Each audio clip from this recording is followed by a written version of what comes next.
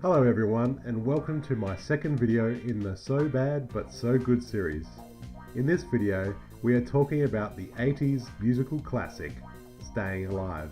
In the 80s, sequels were a popular thing, but that didn't mean the sequels to the popular movies would be any good. I mean, look at the beloved musical classic Grease, and look at the sequel, Grease 2, a box office disaster.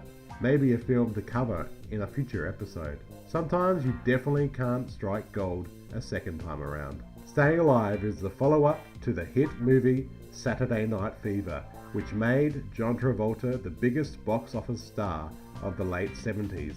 Staying Alive was in fact directed by Sylvester Stallone, who at that time was one of the biggest stars at the box office. And when you think of Stallone, you probably wouldn't think of the 1983 dance film Staying Alive, starring John Travolta. In all honesty, this is a film Stallone probably would never want to mention. In fact, I know of another film he would rather forget. Budweiser, you created a monster. After the hit success of Saturday Night Fever in 1977, there were talks of doing a sequel to the popular hit. Initially, when Travolta was offered $10 million to reprise his role of Tony Manero in the sequel, he turned it down, but then changed his mind. While on vacation in Hawaii, Travolta saw Rocky III. He loved it and suggested to producer Robert Stigwood that Stallone could direct the sequel to Saturday Night Fever, titled Staying Alive. Stallone, after directing Rocky II and III, showed his directing skills and proved he would be the ideal choice to direct. Well, I saw the film Rocky III. The style of the film impressed me greatly. I thought it was fantastic. And I said if I ever do the sequel to Saturday Night Fever, Staying Alive, to get Sylvester Stallone as the director would be incredible, would be perfect. I asked him, and to my surprise, he said yes.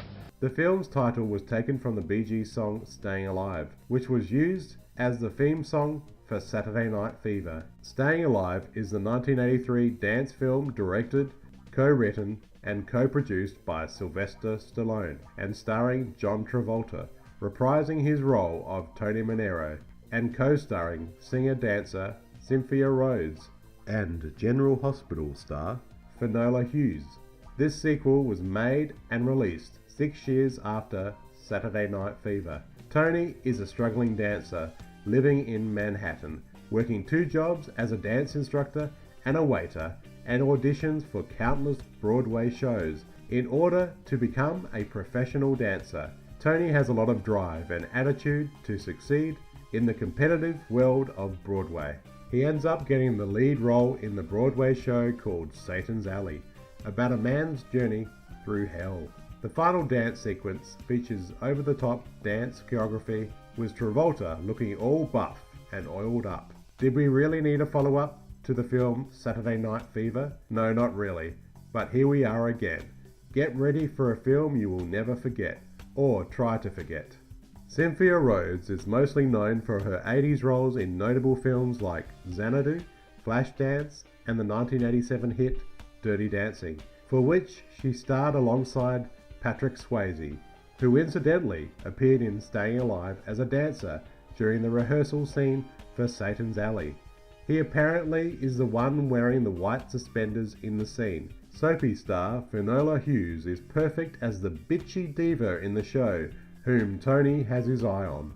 Oh, it was wonderful. You know, John is a fantastic person, and he was just so delightful with me and totally looked after me. It was my first time in America, and he took me under his wing. And then Cindy, as we did call her that, was just gorgeous. I mean, she's such a beautiful girl, and she was just so sweet to me, and I had a great time. This is the quintessential 80s film with hard-hitting 80s style tunes with the punchy opening song, Far From Over, which is sung and composed by Stallone's brother, Frank Stallone. His other songs also feature in the film, alongside musical legends, the Bee Gees, who produce half of the songs in the movie. Frank Stallone even has a supporting role as the rhythm guitarist for Cynthia Rhodes' band. Cynthia Rhodes' singing scenes were shot at the famous CBGB's Punk Club in New York. John Travolta was said to have trained intensely for his role. It was very difficult. We worked 21 weeks, 6 days a week. All the hard work he did pays off, especially during the big musical number towards the end. Though Stallone has an uncredited cameo in the movie, this is the only movie of his directing filmography where he wasn't a lead or supporting role. John Travolta has claimed his favourite director to work with was Stallone. We worked very well together.